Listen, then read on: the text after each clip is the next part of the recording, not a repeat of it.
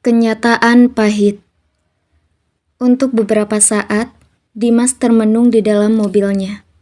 Degup jantungnya berdetak kencang tak beraturan dengan tangannya yang sudah mulai mengeriput gemetar dan matanya menunjukkan kesedihan. Maafkan saya, Paman.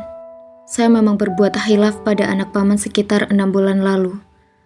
Waktu itu, saya sedang mabuk dan dalam kondisi sangat kecewa dengan mantan kekasih saya di klub malam.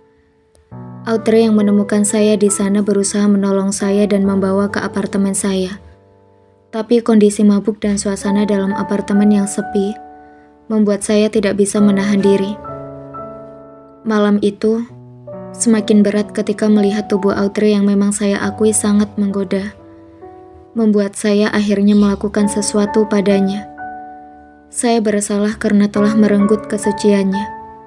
Saya tidak menyangka akibat perbuatan saya itu, Audrey akhirnya jatuh cinta pada saya dan rela meninggalkan pernikahannya dengan Rasha untuk mengejar saya. Walaupun saya selalu menolaknya dan menyuruhnya untuk kembali kepada Rasha. Bagaimanapun juga, Rasha adalah sahabat saya dan memang saya tidak memiliki perasaan kepada Audrey. Semua yang saya perbuat kepada Audrey murni hanyalah nafsu. Kata-kata yang terlontar dari bibir Semi masih terngiang-ngiang di telinga Dimas. Anak dan istrimu telah membuat anakku dalam kondisi hampir mati. Kau tahu apa yang mereka lakukan? Meracuni anakku dengan campuran obat kuat dan pil-pil narkoba. Kalimat Radit kembali terngiang di telinga Dimas susul menyusul dengan kalimat yang dikeluarkan oleh Semi. Dua-duanya sangat mengganggu. Dua-duanya membuat hati Dimas sangat gundah. Audrey, Sandra, sebenarnya apa yang sedang kalian rencanakan? Kalau tujuannya adalah harta, memang kekayaanku tidak sebanding dengan kekayaan Radit yang diwariskan dari keluarga Prayoga. Tapi seluruh kekayaanku, aku rasa cukup untuk menopang kehidupan kalian berdua. Bahkan masih cukup mewah hingga sampai ke anak cucu Audrey. Kalau motivasinya adalah cinta, sudah jelas kalau dia tidak mencintai Rasha. Lalu untuk apa mempertahankan Rasha? Kalau motivasinya adalah balas dendam, itu pun tidak masuk akal. Karena Audrey yang meninggalkan Rasha, bukan Rasha yang meninggalkan Audrey. Dimas pusing sendiri di dalam hatinya memikirkan apa yang ada dalam otak anak dan istrinya, hingga tega berbuat demikian kepada anak sahabatnya sendiri. Dimas menstarter mobilnya, membawa mobil itu keluar dari parkiran Cafetia. Pedal gas diinjak oleh Dimas dengan tekanan sedang menuju tempat yang didatanginya 2 hari lalu. Ada yang harus aku tanyakan kepadanya. Sesuatu yang harusnya bisa memberikan informasi padaku motif dari semua ini. Keduanya adalah istri dan anakku. Aku hanya mencoba mencari tahu masalah yang sebenarnya untuk membuat hatiku yakin. Dan nantinya, aku ingin menggunakannya untuk membuat Radit mengurangi hukuman mereka. Memang mereka telah berbuat salah. Tapi mereka adalah anak dan istriku. Aku tidak keberatan jika mereka dihukum. Tapi mendapatkan sedikit keringanan bukankah itu baik juga? Gumam Dimas dalam hatinya yang semakin mantap untuk datang ke kediaman Rasha dan mengkonfirmasi sesuatu padanya. Panggilkan Tuanmu Juna. Ada yang ingin aku tanyakan padanya. Pinta Dimas pada Juna yang sudah membukakan pintu saat Dimas memencet bel. Tunggulah dulu Paman. Saya akan segera kembali setelah mengkonfirmasi kepada Tuan Muda. Juna segera menuju ke lantai atas dan mengetuk kamar Rasha untuk menanyakan apa yang harus diperbuat olehnya kepada Dimas. Jawaban Rasha yang ingin menemuinya membuat Juna sedikit lega dan turun ke bawah mempersilakan Dimas untuk duduk di dalam. Rasha menepati janjinya. Dia turun 10 menit setelah Juna memanggil. Tapi suasana dalam ruangan itu tidak langsung cair, karena Rasha hanya memasang wajah sangat dingin. Begitupun Dimas yang enggan untuk memulai percakapan lebih dulu. Ini semua memberikan tekanan kurang nyaman pada Lucky. Ingin rasanya Lucky pergi meninggalkan mereka berdua. Tapi tentu saja, dia tidak bisa melakukannya, karena Rasya masih membutuhkannya berada di sana. Setelah Lucky gagal menawarkan minuman, akhirnya Rasya mau menolong Lucky untuk bicara dengan Dimas.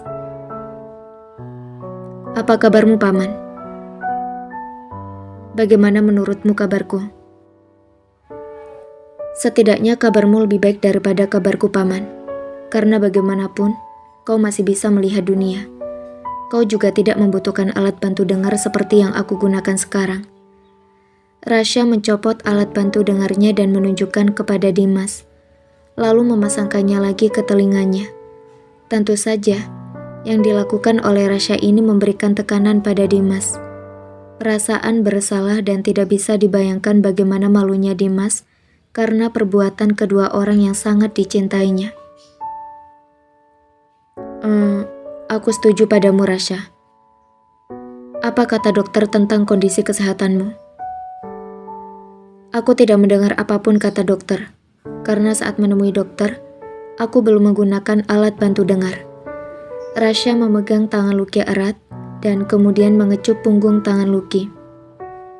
Bisa kau jelaskan padaku apa yang dikatakan oleh dokter kepada Rasya? Dimas yang melihat gelagat Rasya yang mencium tangan Lucky seakan menyuruh Dimas untuk bertanya langsung kepada Lucky. Tapi Rasya tidak mau menyatakannya kepada Dimas secara langsung. Rasya ingin Dimas bertanya dari bibirnya sendiri, karena Rasya tidak ingin membuat Lucky merasa Rasya menekannya. Lucky enggan untuk bercerita, dan menengok kepada Rasya walaupun Rasya tidak bisa melihatnya, tapi sentuhan tangan Lucky kepada Rasya seakan meminta pertolongan apa yang harus dilakukan oleh Lucky. Ceritakanlah apa yang dikatakan oleh dokter. Aku pun juga belum mendengar apa yang dikatakan oleh dokter. Aku tidak tahu kenapa, tapi hati kecilku mengatakan bahwa aku harus percaya padamu, Paman. Kau memang tidak tahu menahu tentang masalah ini. Itulah yang aku pikirkan karena memang kau juga tidak tahu kalau anakmu jatuh cinta pada Semi. Mungkin aku harus mempercayaimu atau sedikit memberi kepercayaan. Gumam Rasya dalam hatinya. Sehingga Rasya mengizinkan Lucky untuk menceritakan apa saja yang dikatakan oleh dokter. Setelah mendapat izin dari Rasya, Lucky langsung menceritakan semua secara detail dan terperinci, mulai dari dokter memeriksa Rasya dan apa yang dikatakan oleh dokter seperti terlalu banyak meminum obat kuat, pencampuran obat kuat dengan pil terlarang, ditambah lagi resiko yang bisa dialami oleh Rasya. Tidak ada satupun yang disembunyikan oleh Lucky. Ia menceritakan semuanya secara rinci dan detail. Dimas menghela nafas dalam-dalam setelah mendengar apa yang baru saja dikatakan oleh Lucky. Wajahnya menunjukkan semakin sedih, dan bibirnya bahkan terasa berat untuk mengeluarkan satu kalimat. Hatinya hancur, tak tahu lagi harus bagaimana mengutarakan kata-kata. Dimas hanya duduk mencondongkan tubuhnya ke depan dengan kedua tangan yang berpangku di tangan, dan dua telapak tangannya menyangga kepalanya. Maafkan aku, Rasya. Bukan maksudku untuk menjebakmu ketika aku menjemputmu ke sini. Aku tidak tahu apa yang ada dalam pikiran istri dan anakku. Tapi saat aku datang ke sini, tujuanku hanya satu, yaitu kau bicara dengan anakku dan menggagalkan rencana bunuh dirinya. Aku tidak terbesit sama sekali untuk mencelakaimu. Apalagi kepikiran kalau anak dan istriku sampai berbuat seperti yang aku lihat. Mereka tidak pernah menunjukkan sikap aneh di hadapanku. Apalagi keinginan untuk mencelakaimu. Aku justru melihat kesedihan di mata mereka, karena kau yang meninggalkan anakku. Dimas berkata jujur, tidak ada yang disembunyikan olehnya.